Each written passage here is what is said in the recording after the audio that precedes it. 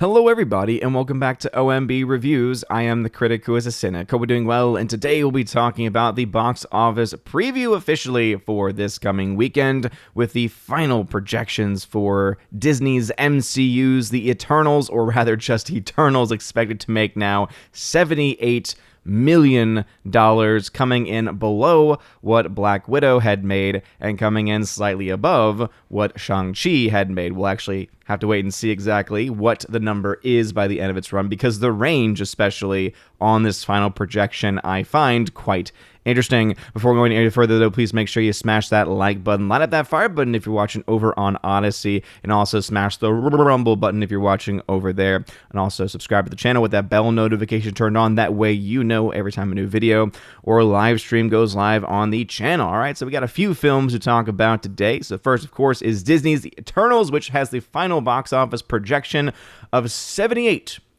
million. This is, of course, coming from Box Office Pro, which is the site that I have been using for my box office previews. You'll notice that the range for the film is going to be somewhere between $68 and $88 million. And so basically, the range could easily be this film makes less than Shang-Chi, or it could make more than Black Widow, or obviously it could fall somewhere in between, which is where they have currently their projections right now. A lot of it's going to depend on how strong those Thursday numbers are, and of course, we're going to get those numbers a little later today. Also, what the Friday numbers are. We'll see a AM Saturday update from all the various websites tomorrow, and basically whatever number we see coming in there, and also what the projections for the Saturday Sunday totals are going to be, they will then adjust those projections as such. No matter what's going to happen, though, they have already kind of pre-built the narrative that no matter how much money this movie makes, they're going to say it's a triumph, or at the very least they're going to say, well, it didn't do as well because those critics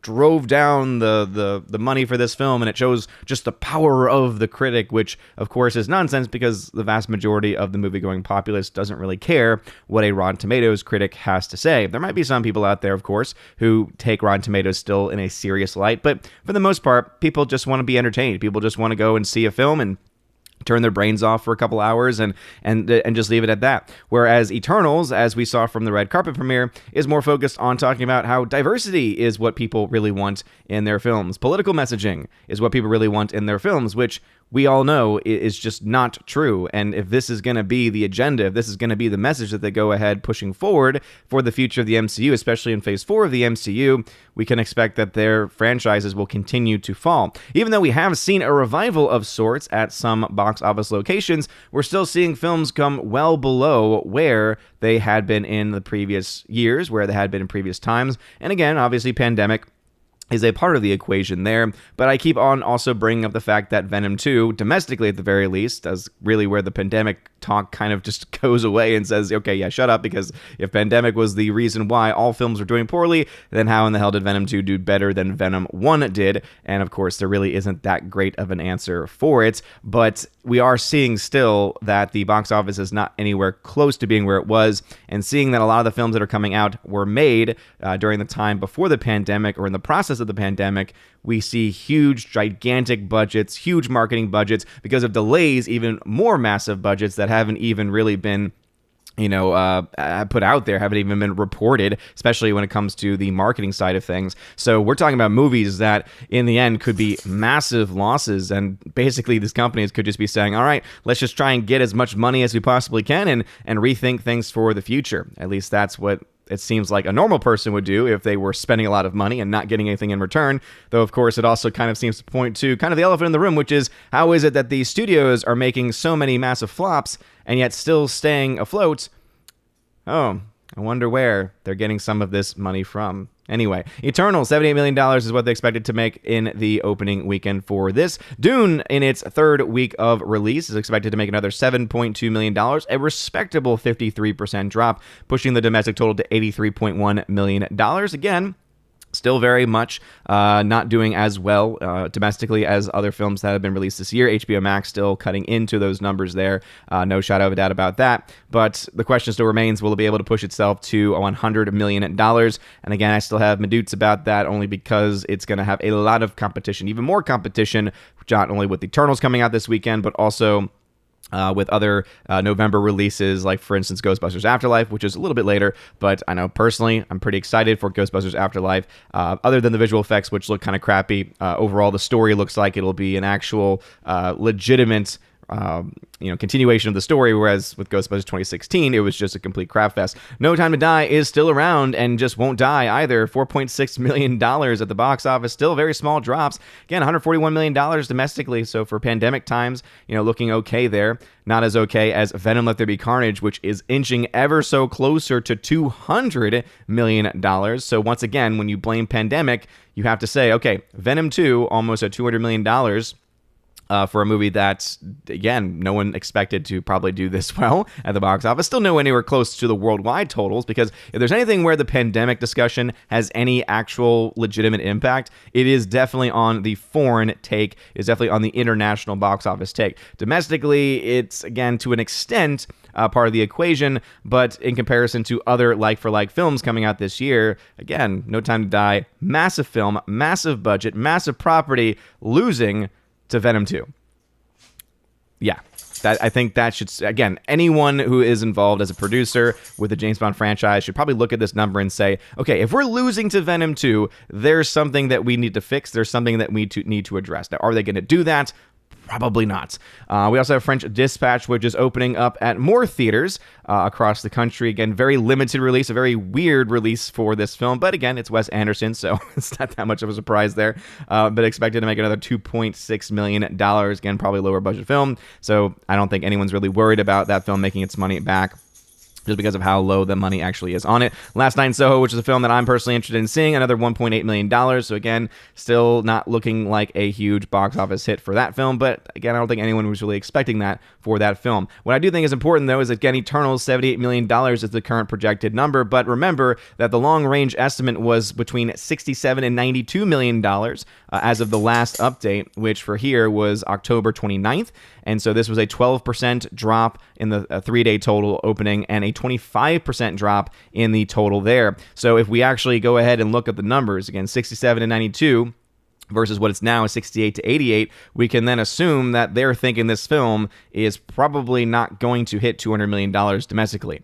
And that is going to be a big problem for a film like this, which needs to make $500 million worldwide to break even. If it's barely getting to 200, maybe domestically, and not a lot of films are getting to $300+ million internationally, this film is pretty much guaranteed to be a flop, and that is definitely bad news for the MCU, because it's going to be one of the worst performing films in MCU history if this trend continues, especially if it gets towards the lower end of 165 and it does similar numbers as far as, underperforming in the international marketplace.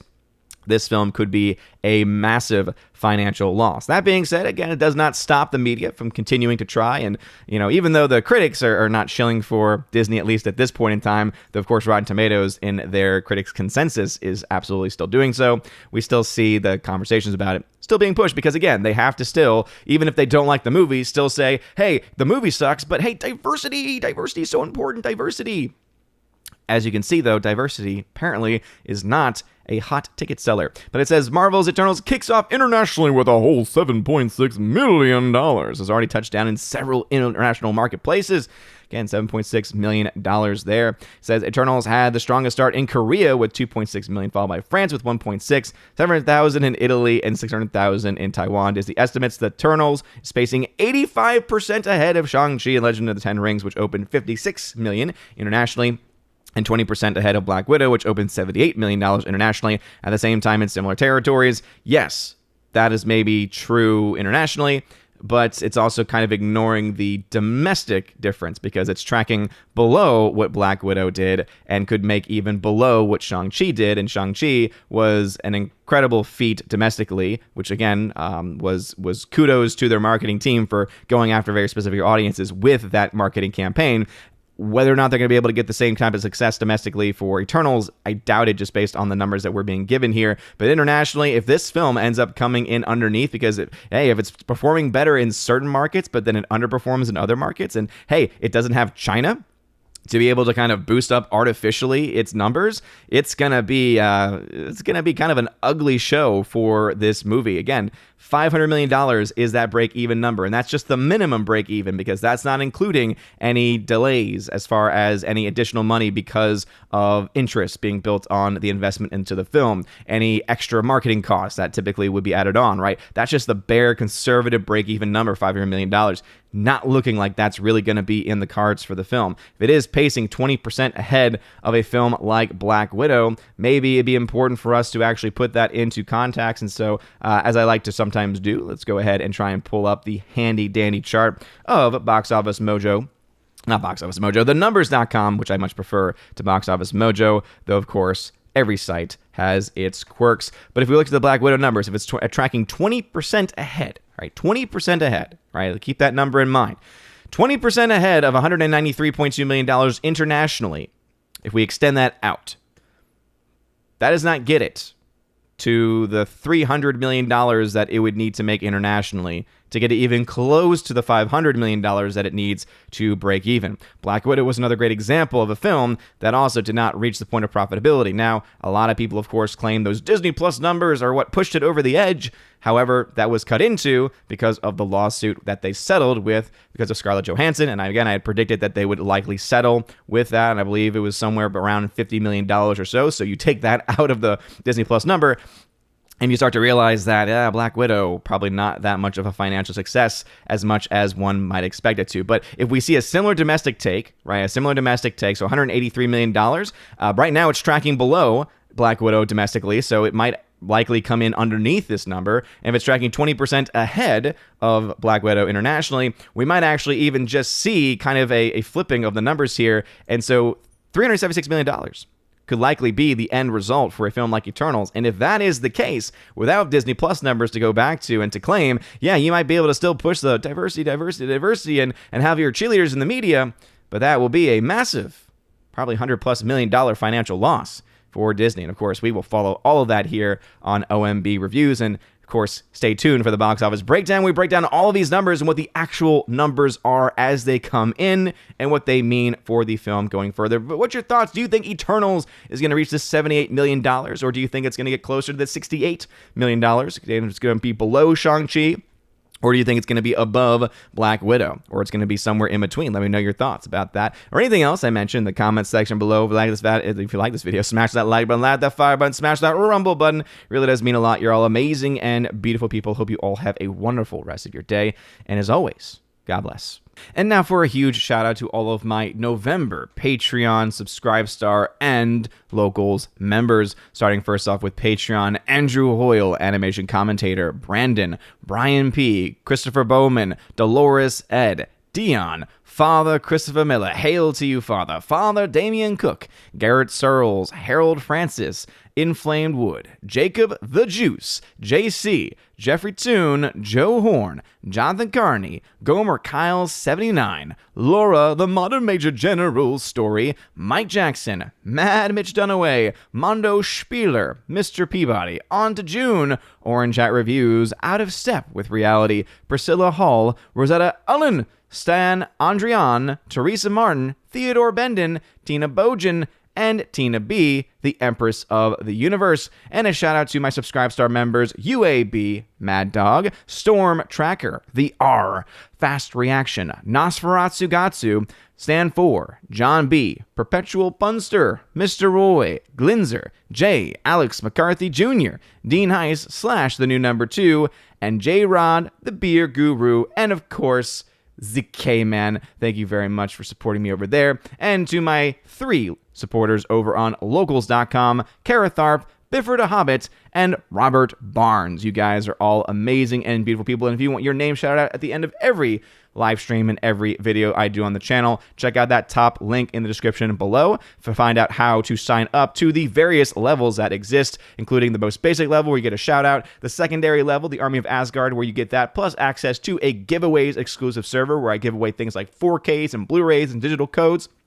all kinds of stuff, a lot of fun. You then also have the Keeper of the Bifrost level where you get all that stuff, plus access to an exclusive podcast that I do with John the Flick Pick Flickinger. You get to ask us questions, and you get also access to that and the entire library of podcast episodes that we have done. And then there is, of course, the Chosen of Valhalla level, where not only do you get all of that, but also in your first month, you get a t-shirt of your choice and sent to you anywhere in the world. Of course, just let me know your size and the color option that you want. It'll be sent to you that first month. And also, you get to be featured on the once a month Chosen of Valhalla live stream, where we have a ton of fun talking about movies and projects and all kinds of stuff. Pretty much anything that the Chosen wants to talk about is on the table. So if any of that sounds interesting to you, check out that top link. You're all amazing and beautiful people. Hope you all have a wonderful rest of your day. And as always, God bless.